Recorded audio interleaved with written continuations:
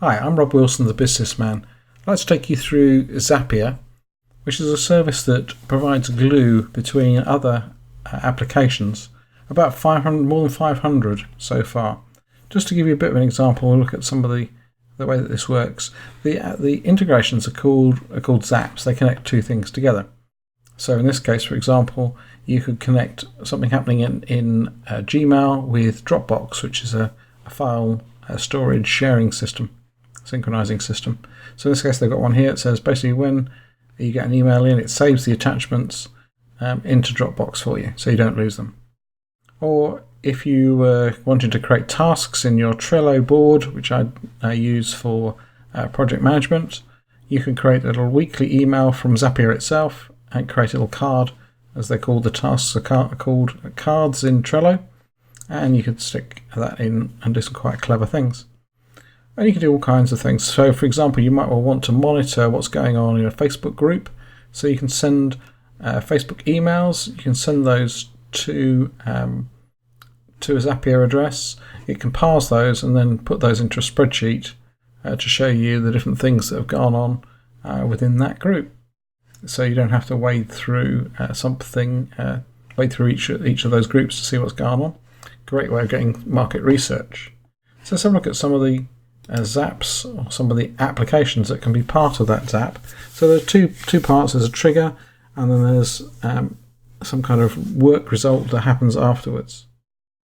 So here's some of the key ones, the most popular ones. So you can really kind of use your imagination here.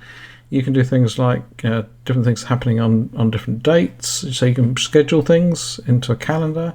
You can pull things out of emails, as we just mentioned. You can link with WordPress. You can get it parsing emails. If you get standard emails from almost any system that generates an email, if it's in a standard format, you can have that parsed by Zapier and then fill it out into, say, a spreadsheet, as we mentioned, or put things into any other system you happen to want to use that's on here. So there are CRM systems that you can link with, so you can have a form created on your WordPress site that creates an entry into, say, Zoho for that particular client. It could also then trigger off an entry in your invoicing system so that you can easily send off an invoice without having to key all their details in again. You see it's quite comprehensive. If you're doing webinars, you can transfer the information from the webinar quite easily into your contact system or your email marketing system. If you've taken payment, some things again, PayPal can be linked in with that, as can Stripe. FreshBooks is the accounting system I use. So you can see there's a whole host of different things that you can glue together in different ways, in probably ways that you hadn't really thought of, that save you all that headache of trying to work out how to get APIs to work or trying to get somebody to do a bit of programming for you. It really is quite amazing what you're able to do with it. So let's switch now, and I'll show you the interface just so you can see how that works. I'll show you how easy it is. I'll see you in a minute. So here we are, we've logged in, and let's go off and create a new zap. It's going to load up a bit of the interface. So here's the two sides, the thing that triggers things and the things that takes an action. So let's pick something that I could integrate with. Bear with me, I'll just find something.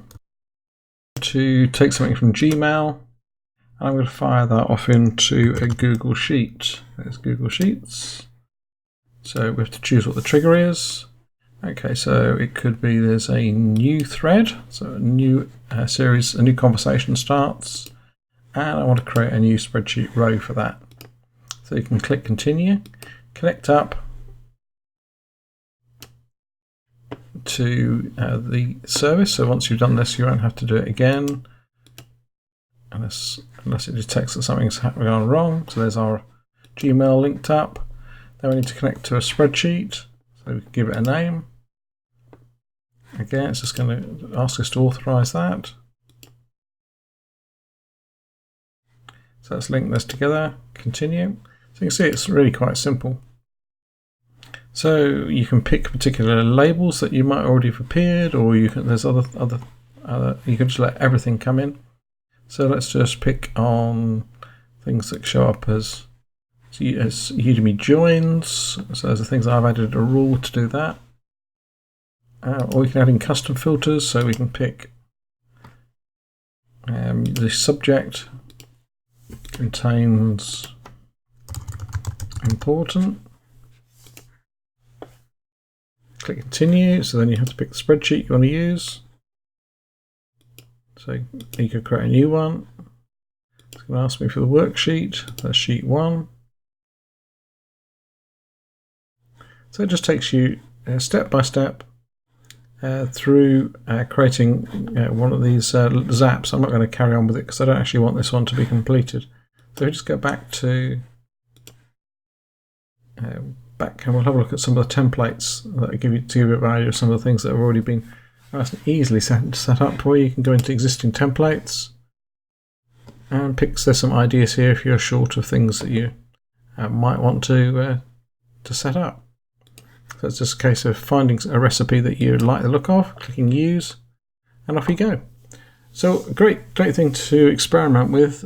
It's also a great place if you browse through, go and explore through the 500 different apps. You'll find some great apps in there you may not have otherwise have discovered. So well worth having a look through there too. And it's a paid service, and it depends on how much you're using it. But if you find something that's particularly useful for you and it's starting to cost you too much, it's at that point you may well turn around. It's worth getting a programmer involved and getting somebody to help automate it for you, because if it's been done by Zapier, it probably means there is an interface to allow it to be done that exists already that a programmer can develop on top of. So well worth thinking of. I'll see you in another video. So I'm Rob Wilson, the Businessman, at www.bizsysman.com. See you in another video.